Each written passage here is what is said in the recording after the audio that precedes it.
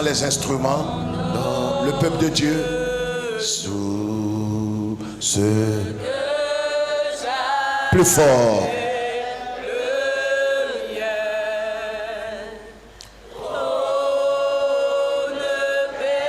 De tout ton cœur. Makatabo seke rabo shanda. Yes, Lord. Oh.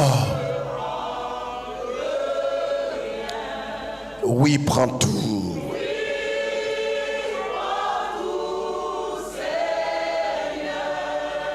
Oui, prends tout, Seigneur.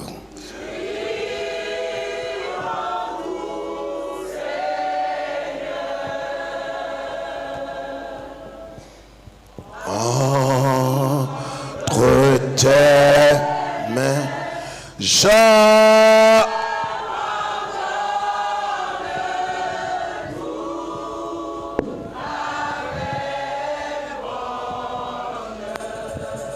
prions le Seigneur ensemble. Notre Dieu et notre Père, nous te glorifions. Nous te bénissons ce matin. Nous te disons merci. Merci pour tes hauts bienfaits. Nous n'avons personne d'autre que toi. Tu es notre alpha. Tu es notre oméga. Quel que soit ce qui arrive, nous sommes, Seigneur, à tes pieds. Nous t'appartenons. Nous te célébrons. Nous t'adorons. Nous te magnifions, te salmodions. Nous t'acclamons et nous déclarons que tu es roi des rois, Seigneur des seigneurs, Alpha et Oméga.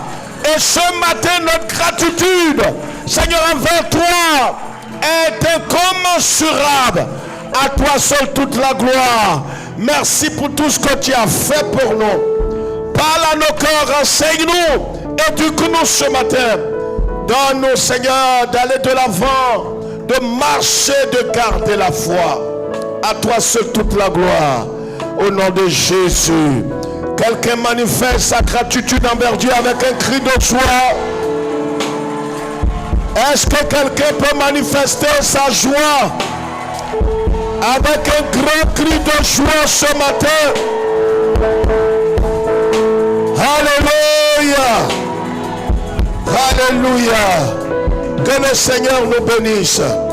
Est-ce que tu peux saluer au moins 7 personnes autour de toi et leur dire simplement je t'aime dans l'amour du Seigneur. Alléluia. Alléluia. Alléluia. Alléluia. Que Dieu nous bénisse. Veuillez vous asseoir rapidement. Merci aux chantres. Merci aux chantres. On va s'asseoir rapidement. 2 Pierre chapitre 1.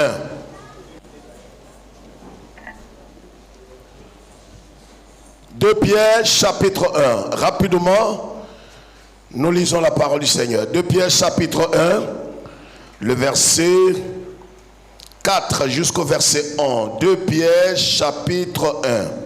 2 Pierre chapitre 1. Amen. Alléluia. Amen. 2 Pierre chapitre 1. Nous lisons à partir du verset 3 pour être plus précis. Chapitre 1, verset 3 jusqu'au verset 11. Lisons la parole du Seigneur. Comme sa divine puissance nous a donné tout ce qui contribue à la vie et à la piété, au moyen de la connaissance de celui qui nous a appelés par sa propre gloire et par sa vertu, lesquels nous assurent de sa part les plus grandes et les plus précieuses promesses, afin que par elles, vous deveniez participants de la nature divine, en fuyant la corruption qui existe dans le monde par la convoitise, à cause de cela même, faites tous vos efforts. Faites quoi? Tous vos efforts. Je vais entendre la voix de quelqu'un. Faites quoi? Oh, c'est pas correct. Faites quoi? Tu peux parler mieux que ça. Tu n'es pas affamé. Tu peux parler mieux que ça. C'est spirituel. Amen. À cause de cela, je vais vous entendre. À cause de cela même, faites tous vos efforts. Faites quoi? Tous vos efforts. C'est faites tous vos efforts que je vais entendre plus fort. Quoi? Pour faire quoi? Pour joindre à votre foi les vertus et tout ce qui suit. Amen. Asseyez-vous. Vous savez, le dimanche matin, quand on se réveille, le jour tout entier est consacré au Seigneur. Est-ce que cela veut dire que la semaine n'est pas consacrée à Dieu? Bien sûr que si, la semaine tout entière est consacrée au Seigneur. De lundi jusqu'à dimanche, c'est le jour du Seigneur. Amen. Amen. C'est le jour du Seigneur et le dimanche, nous venons là parce que c'est un jour qui est mis à part. Ça veut dire que tout au long de la semaine, nous nous préparons parce que c'est un jour particulier. Nous venons en sa présence pour le vénérer, l'adorer, lui dire merci, lui témoigner notre reconnaissance. C'est pourquoi le dimanche matin, on doit être vivant. Non seulement le dimanche matin, mais tous les autres jours de la semaine, nous devons être vivants. Mais le dimanche particulièrement, nous devons être plus que vivants. Amen. Je n'entends pas ton amen. Je veux entendre un amen qui vient d'un vivant et non d'un mort. Je veux entendre un amen sérieux. Voilà ce que nous dit la parole du Seigneur. Et notre sous-thème encore ce dimanche, marcher et garder la foi, notre responsabilité. Marcher et garder la foi, c'est notre responsabilité. C'est important de comprendre cela. Dieu nous a appelés. Et le Seigneur a dit à chacun de nous à un moment précis de sa vie, suis-moi, marche après moi. En Luc chapitre 9, nous connaissons tous, quand le Seigneur dit, si quelqu'un veut venir après moi, si quelqu'un veut marcher dans mes pas, il doit renoncer à lui-même, se charger de sa croix et suivre le Seigneur. Donc ça veut dire que depuis que le Seigneur nous a appelés, nous sommes à sa suite. Nous marchons dans ses pas, nous marchons avec lui. Donc la vie chrétienne, c'est une marche. La vie chrétienne, c'est un cheminement. Nous quittons d'un point A pour aller vers un point B. Nous avons quitté le monde. C'est vrai que nous sommes dans le monde, mais nous ne sommes pas du principe du monde. Nous ne sommes pas dans l'esprit du monde. Nous avons quitté le monde et nous partons vers le ciel. Et nous marchons à la suite du Seigneur. Est-ce que quelqu'un me suit? Et pour le faire comme Saint Paul l'a eu à faire, nous devons comprendre ce que le Seigneur attend de chacun de nous. Vous savez, l'apôtre Paul l'a dit, comme l'avons vu depuis le début de ce mois, il dit quoi? J'ai combattu le bon combat. J'ai fait quoi? J'ai achevé la course, mais bien plus, j'ai gardé la foi. J'ai gardé la foi sans laquelle nul ne peut être agréable à Dieu. J'ai gardé. Il n'a pas dit, ils ont gardé, mes pasteurs ont gardé, mes encadreurs ont gardé, mais il dit, j'ai combattu et j'ai gardé. Donc ça veut dire que c'est une responsabilité que nous avons, frère. Si un homme doit garder la foi, il doit combattre le bon combat. C'est une responsabilité. Le Saint-Esprit qui nous a été donné à la conversion nous aide, nous soutient, mais il ne fera pas tout à notre place. Parce que Dieu n'oblige pas l'homme, Dieu ne contraint pas l'homme. Le Seigneur dit en Deutéronome 30, il dit, je mets la vie et la mort devant toi, mais je t'encourage à choisir la vie pour vivre. Donc Dieu n'oblige personne. Dieu nous donne la latitude. Dieu nous encourage. Il nous motive. Nous devons donc comprendre ce matin que nous devons marcher avec Dieu, nous devons garder la foi, et cela est notre responsabilité.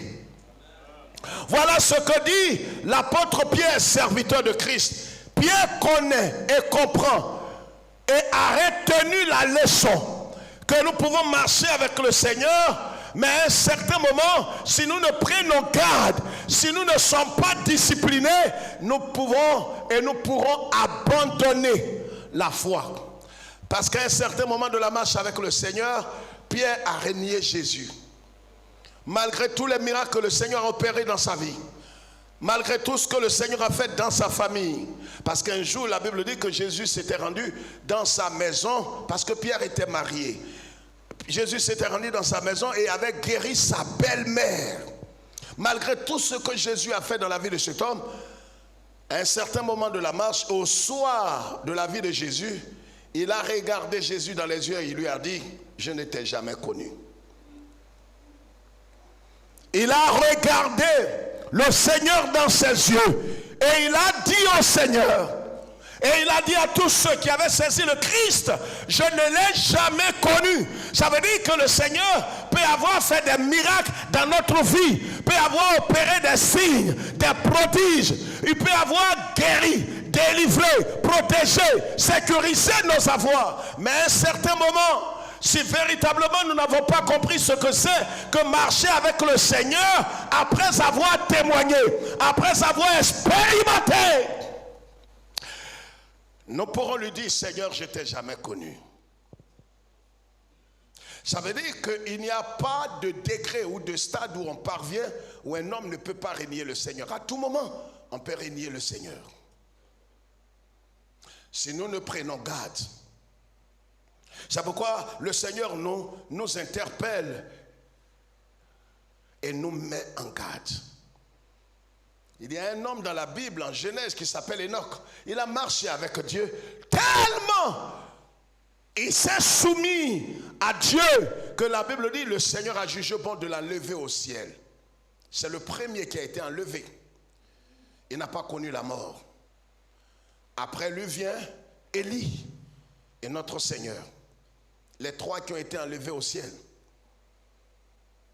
Ça veut dire que si nous marchons avec le Seigneur et nous permettons au Saint-Esprit de nous conduire, nous allons combattre le bon combat.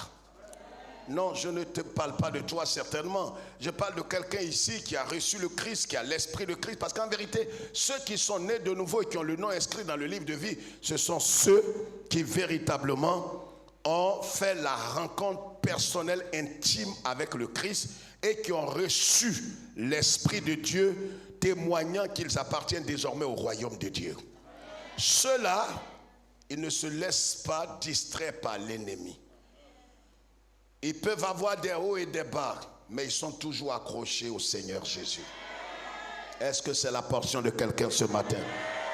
L'ennemi peut faire pas mal de choses contre notre vie, mais nous sommes accrochés, scotchés, connectés et greffés à Christ. Voilà ce que l'apôtre dit. Lui qui à un certain moment de la marche a renié le Christ, il s'est ressaisi, il s'est repenti, il est revenu au Seigneur. Et c'est lui qui va écrire 2 lettres pour avertir les chrétiens, en leur disant, en conclusion, en résumé, qu'on peut marcher avec le Seigneur avec zèle. On peut commencer la marche chrétienne avec le Seigneur avec détermination. Mais si on ne prend garde, si on ne veille pas, on peut quitter la foi. Donc comment marcher avec Dieu et garder la foi? C'est ce qu'il dit ici. La première chose que nous devons comprendre, il y a 4 choses que je vais souligner. Et pour ceux qui sont très humbles, ils pourront prendre note. Comme sa divine puissance nous a donné tout ce qui contribue à la vie de piété. Voici le premier élément. Ce que nous devons comprendre, c'est que Dieu, pourquoi est-ce que c'est notre responsabilité de garder la foi, de marcher avec Dieu et garder la foi? C'est que Dieu, dans son amour, nous a donné tout ce qui est nécessaire. Il nous a donné tous les ingrédients Il nous a donné tout ce qui est nécessaire pour notre marche, tout ce qui est nécessaire pour garder la foi, tout ce qui est nécessaire pour triompher, tout ce qui est nécessaire pour gagner la bataille.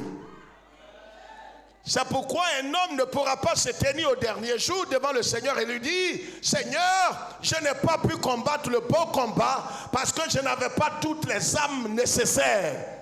Le Seigneur te dira: menteur, retire-toi de moi. C'est comme une maman, une mère consciencieuse qui, peut-être allant au travail, elle fait les emplettes, elle fait le marché, elle met tout ce qui est nécessaire pour faire un repas complet. Elle achète la viande, elle achète tous les ingrédients. Elle dit à sa fille: maintenant, c'est à toi de confectionner le repas du jour. Elle ne dira pas: non, maman, il n'y avait pas de viande, il n'y a pas de cube, il n'y avait pas de... quoi d'autre encore, et tout ce qu'on sait. Et la mère, à son retour du travail, voilà que la jeune fille, sa fille lui dit: maman, je n'ai pas pu faire le repas. Et pourquoi tu n'as pas pu? Il faut dire que maman, quand j'ai regardé toutes ces choses, je me demande si j'allais pouvoir faire un repas. Je pensais que quelque chose manquait. C'est des hallucinations. Regardez ici. Pourquoi est-ce que nous avons une grande responsabilité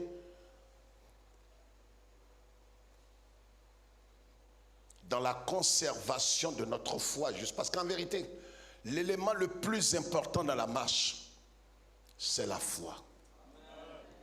C'est pourquoi la Bible dit d'ailleurs en Hébreux chapitre 11, le verset 6, que or, sans la foi, nul n'est agréable à Dieu. Nous avons été sauvés par la grâce, par le moyen de la foi. Nous avons été justifiés par la foi, sanctifiés par la foi. Nous avons été adoptés dans le royaume de Dieu, dans la famille de Dieu par la foi. Ça veut dire, en dehors de la foi, nul ne peut être agréable à Dieu. Donc, quand nous sommes dans la foi, on dit de nous: voici les hommes de la foi. Nous sommes dans la foi. Quand un homme est sauvé, le langage chrétien, c'est qu'il est maintenant dans la foi. Et c'est cette foi que l'apôtre Paul, toute sa vie ici-bas, il a combattu le bon combat. Il a gardé cette foi. Parce que ce qu'il faut préserver, c'est sa foi, sa confiance dans le Seigneur. Et cette confiance qui nous donne la capacité et qui nous donne la sagesse, qui nous donne l'intelligence et qui nous donne toutes ces choses, ces vertus pour que nous puissions vivre pieusement en Christ. C'est par la foi que tous les saints de la Bible ont été gardés pour le Seigneur. La première chose que nous devons savoir, c'est que Dieu nous a donné tout ce qui est nécessaire à une vie. Quand on parle de piété, on parle d'attachement total à Dieu. Une vie d'attachement, de consécration. On ne vit pas comme bon nous semble. Ça veut dire que cette vie spirituelle, cette vie engagée, cette vie qui est consacrée, dédiée au Seigneur là, cette vie-là, nous ne pouvons pas la mener par nous-mêmes. Nous n'avons pas de capacité pour mener la vie chrétienne par nous-mêmes. Mais le Seigneur, dans son amour, a pourvu, a donné les éléments. Il a donné l'esprit, il a donné la capacité, il a donné l'énergie, il a donné la force. C'est pourquoi si un homme n'achève pas la course, c'est un méchant.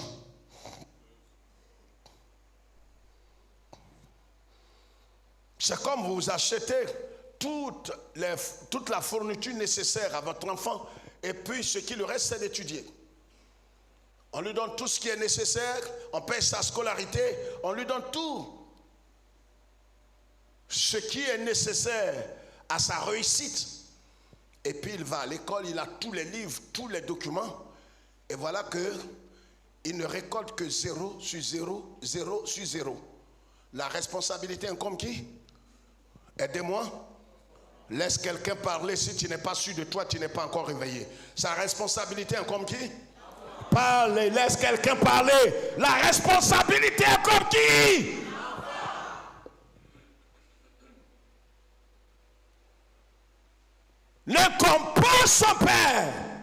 Son père lui a donné ce qui est nécessaire. Lui a donné la fourniture. Lui a donné de l'argent de poche. Ce qui lui reste, c'est de réfléchir, d'étudier pour réussir à l'école. C'est pareil pour nous. Dieu nous a donné le Saint-Esprit. Il nous a donné la force. Il nous a donné la capacité. Il nous a donné le fruit même de l'Esprit. Pour que nous combattions le bon combat, que nous gardions la foi et nous achevons la course. Et c'est pourquoi si tu n'achèves pas la course, la faute n'est pas à Dieu. La faute n'est même pas aux démons. Les malhonnêtes ne vont pas lever la main. Pourquoi? Parce que les démons, Dieu t'a donné le pouvoir de les chasser. Quelqu'un comprend ce que je dis? Donc quand tu iras devant le trône et dis, les démons m'ont attrapé le pied, les démons m'ont maintenu dans l'adultère, les démons m'ont maintenu dans la pornographie, dans la colère, les démons de haine et de ressentiment, enfin, que je n'ai pas pu, Seigneur, arriver là, tu es un malhonnête, tu es un malhonnête, tu es un traître. Tu avais le pouvoir de renoncer à toutes ces choses. Tu avais le pouvoir de chasser le démon qui avait attrapé ton pied. Tu avais le pouvoir. Jésus dit, voici les signes qui accompagneront ceux qui auront cru. C'est pourquoi la Bible dit, il nous a donné tout ce qui est nécessaire. Pas quelques-unes des choses, mais tout ce qui est nécessaire pour combattre le bon combat, achever la course et garder la foi. Dieu nous a donné ça.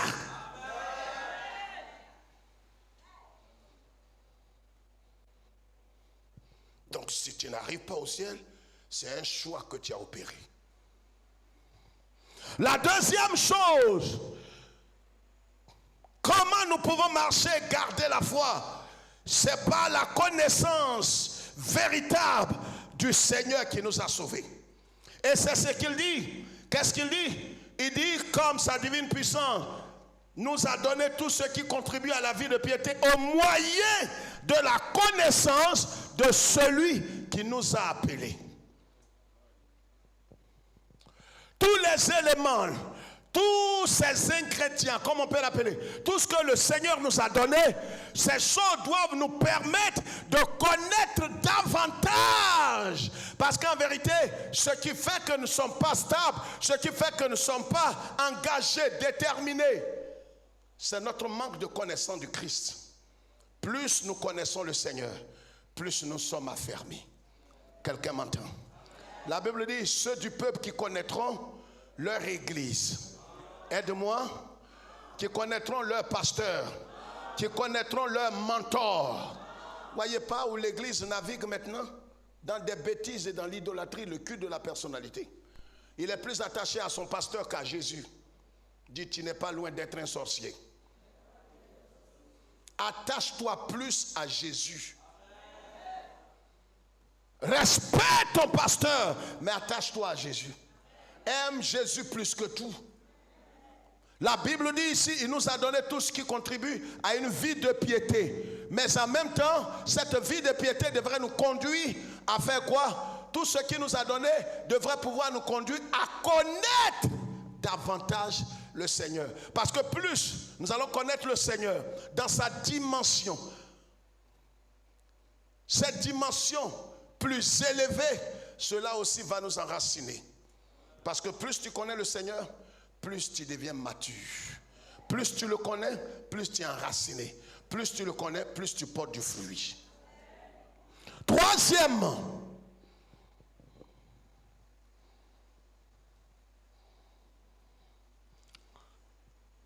comme il le dit ici, lesquels nous assurent de sa part les plus grandes et les plus précieuses promesses.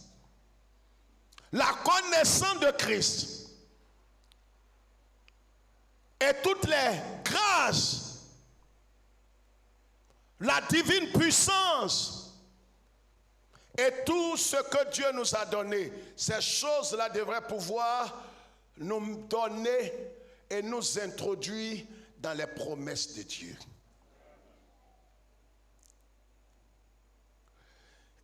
Et vous savez, quand un homme est en train d'entrer dans les promesses de Dieu, non seulement il comprend les promesses de Dieu, mais il entre dans les promesses de Dieu, cela ne peut qu'affermir sa foi.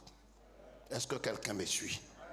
Quand quelqu'un sait que Dieu, qui est fidèle, lui a promis telle chose, et les promesses commencent à s'accomplir dans sa vie, cela ne peut qu'enraciner la foi de cet homme.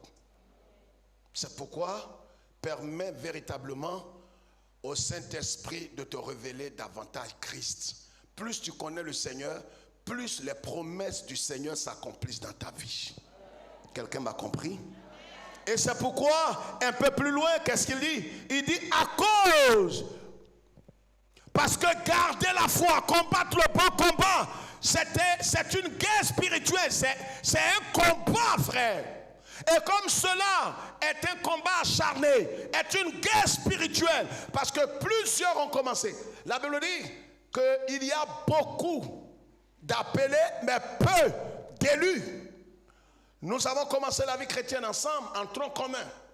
Mais combien vont achever la course? Et c'est pour cela que l'apôtre dit par le Saint-Esprit, à cause de tout cela, qu'est-ce que nous devons faire? Faites tous vos efforts. On a entendu des gens dire que non, quand vous venez à Christ, vous n'avez plus d'efforts à fournir. Le Saint-Esprit lui-même, indépendamment de votre volonté, va tout faire. C'est un mensonge. C'est une ruse de Satan. L'apôtre Pierre ici, c'est de quoi il parle? Frère, le Seigneur ne va pas vous contraindre, vous brusquer, vous forcer, vous brutaliser. C'est pourquoi le Saint-Esprit dit, il faut faire tous tes efforts. Il faut être discipliné. Il faut faire tout ce qui est à ton pouvoir par la vertu du Saint-Esprit pour joindre à ta foi. Voyez? La foi qui est l'élément indispensable. Mais la foi elle seule ne suffit pas. Si on doit joindre quelque chose à la foi, c'est que la foi à elle seule ne suffira pas pour nous conduire jusqu'à bon port. C'est pourquoi il dit, il faut joindre à ta foi, à ta confiance dans le Seigneur, à ta dédicace au Seigneur. Il faut joindre à ta foi. Bien-aimés frères et sœurs, nous ne pourrons pas marcher avec le Seigneur en dehors de la foi. Nous ne pourrons pas garder la foi si nous ne faisons pas tous nos efforts pour joindre à la foi ces éléments qui suivent. Comme il a dit ici, et comme nous allons voir le mardi, je l'ai promis vendredi à ceux qui étaient avec nous, comme nous allons le voir mardi, c'est 7 choses importantes qui doivent être greffées à la foi. Il parle de quoi? Il parle de la vertu, de la science, de la tempérance, de la patience, de la piété, de l'amour fraternel et de la charité. Ces choses-là doivent être liées, attachées, greffées à notre foi. Sinon la foi, elle sera vide, elle sera stérile, elle sera sans fondement. Vous allez voir des voitures, il arrive, vous verrez par exemple un véhicule, c'est la carrosserie.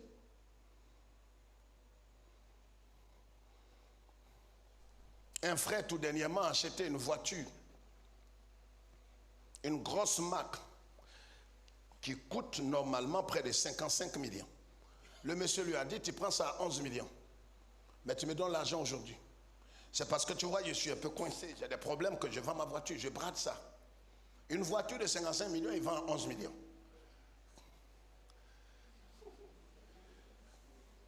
Je ne vois pas la main des gens qui ne comprennent pas l'écriture toujours, sont les derniers à comprendre. C'est ce que l'ennemi va te proposer. Tu vois, l'ennemi te propose quelque chose, tu dis, je vais sauter sur l'occasion. Mais ce que tu appelles l'occasion va t'éloigner de la foi. Donc il y a une foi qui est une foi quoi? Bon marché que certains ont. Il dit, je suis dans la foi. Mais sa foi n'est pas liée aux 7 ingrédients principaux de la foi. Donc sa foi là, c'est une foi. Mais c'est une foi qui a une carrosserie jolie à voir, mais n'a pas de fondement, n'a pas de subsistance. Quelqu'un comprend le français? Il a acheté la voiture. Or, la voiture est complètement pourrie de l'intérieur. À l'heure où je vous parle, il est en train de mettre au moins près de 12 millions. Et ce n'est pas fini. Le monsieur savait que sa voiture était complètement fichue. C'est pourquoi il a bradé. Quand tu vois quelque chose qui en temps normal vaut peut-être de l'or et qu'on te donne comme ça à prix de cailloux. Dis frère, comment tu sais tout ça? Après, il faut me demander. Il a acheté une voiture comme ça. Une BMW, 3 portières, climatisée. Le monsieur m'a dit c'est une climatisation d'origine.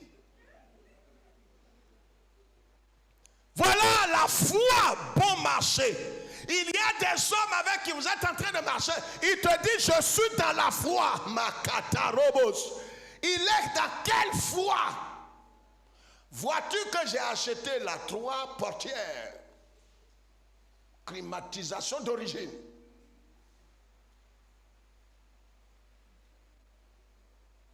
C'est une foi bon marché. Et malheureusement, c'est dans des types de foi comme ça que certains se trouvent. Et cette foi ne porte jamais de fruits. Et cette foi n'est pas caractérisée par ces 7 vertus que nous allons voir mardi. Dépourvu de science, dépourvu de vertu, dépourvu de patience, dépourvu d'amour fraternel, dépourvu d'amour agapéo. Et il dit quand même j'ai la foi. C'est quelle foi tu as? Tu n'achèveras pas la course. Tu as une foi vide, une foi stérile. Donc quand les gens gardent leur BM, je caresse ma BM. Mais ma BM était pourrie de l'intérieur. Il n'y avait pas de frein.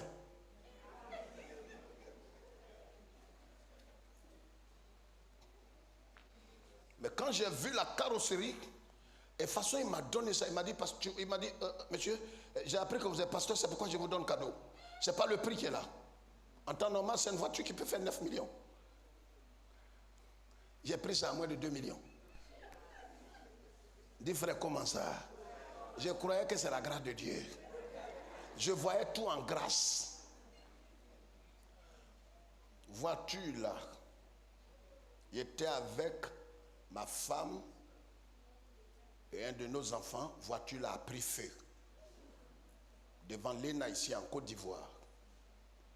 C'est des gens qui sont venus éteindre. Et des gens qui m'ont reconnu m'ont dit, mais pasteur, comment vous avez pu acheter une telle voiture? La honte.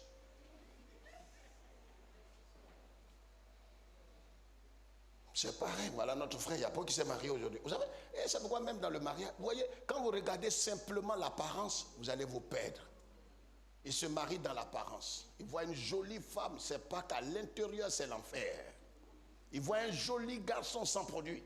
Quand il le regarde, il dit voilà le paradis. Il ne sait pas que ce monsieur est le neveu direct de Satan. C'est son premier neveu.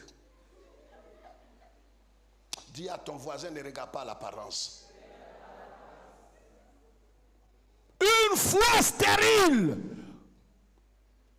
Faites tous vos efforts. C'est pourquoi, regarde, ta foi doit être enracinée sur ses vertus, sur ses valeurs importantes. C'est ce qui constitue véritablement une foi complète, une foi vivante et une foi fervente.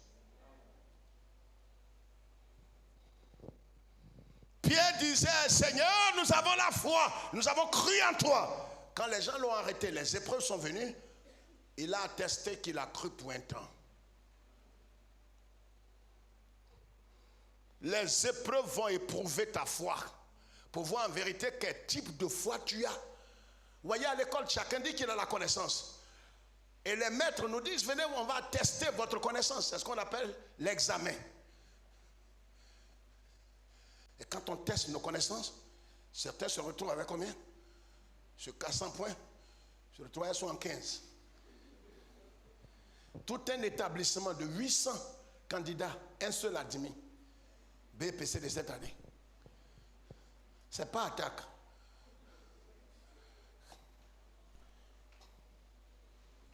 Et c'est pareil, quand j'ai vu ça, c'est un peu comme le premier monde.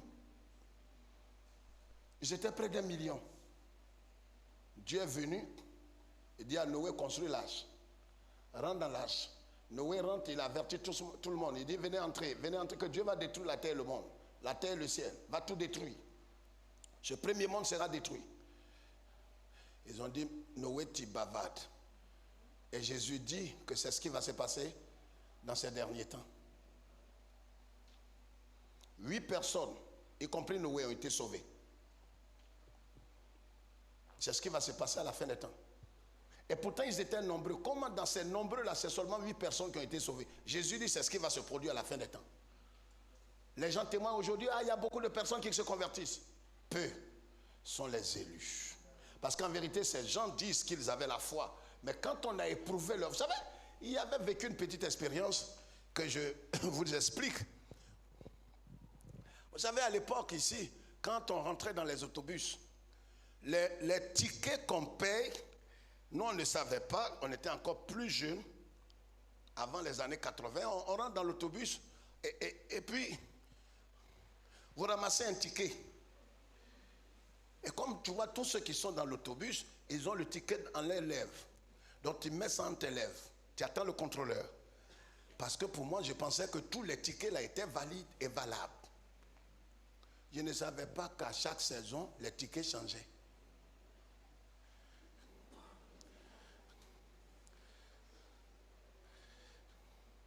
Foi que tu as là, c'est périmé. Mais tu ne sais pas, tu avances seulement. Et tu avances avec assurance. Il y avait petit ticket, comme il était petit, il y avait ticket dans mes lèvres. Quand les contrôleurs sont rentrés, j'ai sorti, ça est donné. Façon contrôleur a poussé ma nuque. Il y a un ticket là. C'est pour hier. Mais ils ont les mêmes couleurs. J'ai vécu des choses, hein.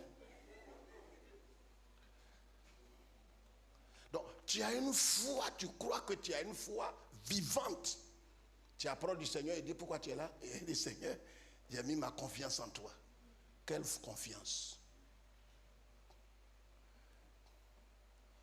J'ai vécu une autre scène, en M24, on partait à l'église. Opération coup de poing en 84. On partait à l'église. Là où il y avait les commandos, c'était les commandos qui raflaient ce jour. J'ai pensé que j'avais mes pièces. C'est devant eux que je suis allé passer. J'étais sûr et certain. Ne me demandez pas ce qu'ils m'ont montré. Une autre fois, je voulais emprunter un raccourci pour traverser le camp commando à Bobo, à Abidjan, au nord d'Abidjan. Les gens, quand je rentrais, les gens m'ont dit, jeune homme, on ne traverse pas là. Hein. J'ai dit non, comme je vais tout près là, au lieu d'aller faire le grand tour. Vous savez, tous nous aimons les raccourcis. On veut une foi raccourcie, piété raccourcie, amour raccourci. Tout, on veut les raccourcis. Quand j'ai traversé ça, il y a un gendarme qui m'a appelé. Viens voir.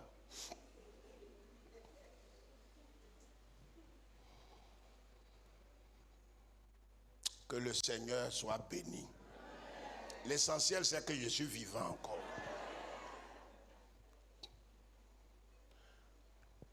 Les travaux que j'ai faits dans la cour là,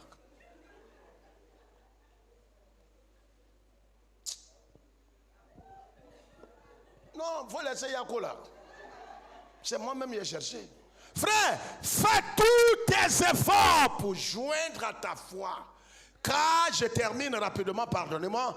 Car si ces choses sont en vous et ils sont en abondance, elles ne vous laisseront point oisifs ni stériles. Pourquoi plusieurs sont stériles? Ils ne portent pas de fruits. ne peuvent pas servir Dieu. Pourquoi vous voyez plusieurs personnes dans l'église, ils n'ont aucune activité, ils n'ont aucune véritablement de conviction, aucun engagement, pas de consécration. Comment des gens peuvent-ils rester oisifs? Parce qu'en vérité, leur foi n'est pas biblique. Parce que si ces valeurs demeurent en toi, le signe et la preuve que ta foi est vivante, est une foi salutaire, cette foi-là ne te laissera pas oisif. Donc si vous voyez quelqu'un qui est oisif et dont la foi est stérile, ne croyez pas en sa conversion. Parce qu'en vérité, si tu es né de Dieu, tu ne resteras pas oisif. Quand vous voyez quelqu'un qui se met à l'écart de tout, on va à la cellule, il est à l'écart. On fait ça, il est à l'écart. Méfiez-vous de sa conversion et de sa foi. C'est ce que la Bible dit. La Bible dit, si ces choses abondent en vous, ces choses ne vous laisseront pas oisifs et ne vous laisseront pas dans la stérilité. Pourquoi toi tu es stérile spirituellement, tu ne portes pas de fruits, tu n'as pas d'âme que tu gagnes à Christ, tu n'es pas capable de présenter ton fils spirituel, ta fille spirituelle. Il y a un problème, ce n'est pas une motivation. Je ne dis pas ça pour te motiver. Tu as un problème sérieux. La foi véritable nous délivre de l'oisiveté, de la stérilité spirituelle. Si ces choses demeurent en vous. Et puis, il termine en disant quoi? On se lève. Qu'est-ce qu'il dit? Pour la connaissance de notre Seigneur, mais si celui en qui ces choses ne sont point est aveugle. C'est pourquoi vous voyez, certains prétendent être en bonne santé. Ils pensent voir clair. Ils pensent qu'ils sont lucides spirituellement. Mais en vérité, ils sont spirituellement aveugles. Quelqu'un qui est aveugle, comment va-t-il demeurer sur le chemin étroit? On va voir tout ça le mardi. Mais le clou ici, c'est que, c'est pourquoi, frère, qu'est-ce qu'il dit? Mais il ne voit pas. Il ne voit pas de loin. Il a mis en oubli la purification de ses anciens péchés. Et il dit quoi? C'est pourquoi, frère, appliquez-vous d'autant plus à affermir votre vocation et votre élection, car en faisant cela, vous ne broncherez jamais. C'est ainsi, en effet, lisons ça ensemble. C'est ainsi, en effet, que l'entrée du royaume éternel de notre Seigneur et Sauveur Jésus-Christ vous sera pleinement accordée. Amen. L'entrée dans le royaume de Dieu n'est pas de la plaisanterie. C'est pourquoi les doctrines de démons qui vous sont enseignées sur les réseaux sociaux, non. Dès que tu as cru, tu n'as plus d'effort à faire. Même si tu demeures dans la fornication, dans l'adultère, dans l'homosexualité, tu t'en vas au paradis. Si vous croyez ces choses, vous êtes perdu, vous avez vendu votre âme. La Bible dit que c'est en permettant ce que ces choses abondent dans votre cœur, en permettant ce que ces choses s'enracinent dans votre cœur, que l'entrée dans le royaume de Dieu vous sera accordée. Si nous ne gardons pas la foi et nous ne marchons pas selon les principes divins, il nous sera difficile d'entrer dans le royaume de Dieu. Marchons, gardons la foi. Nous verrons ces détails ce mardi pour ne pas que l'entrée dans le royaume éternel nous soit refusée. Nous avons un effort à fournir. Quand on te demande, non, actuellement j'ai réfléchi. Pour ce qui est de me séparer de mon concubin là, j'ai mis ça en prière. Et pourquoi tu es engagé, tu es baptisé, tu ne fais rien? Oh, j'ai mis ça en prière. Toi, tu es un aveugle. Tu es un oisif. Ta foi est stérile. Tu n'es pas un converti. Tu es un infiltré. Ce matin, chacun doit se revoir. Levons les mains, je vais prier. Mets ta main sur ton cœur. Et je prie que tu comprennes que l'entrée dans le royaume de Dieu, c'est pour les violents. Il faut que tu te réveilles. Ta foi doit démontrer qu'en vérité, tu as véritablement cru au Seigneur. Il y a des signes qui montrent que tu es né de nouveau, tu es converti. Ne continue pas de vivre dans cette fausse foi, cette fausse espérance. Laisse-nous aller dans ta paix. Nous nous soumettons à toi. Nous voulons marcher et garder la foi Tu as fait ta part en nous donnant tout ce qui est nécessaire à notre vie de piété. C'est à nous de nous relever, de faire tous nos efforts par la vertu du Saint-Esprit pour ajouter à notre foi toutes ces valeurs, afin que l'entrée dans le royaume éternel ne nous soit pas refusée. Enracine ces paroles dans notre cœur, afin que nous quittions les illusions et les doctrines de démons. Au nom de Jésus. Quelqu'un dit Amen.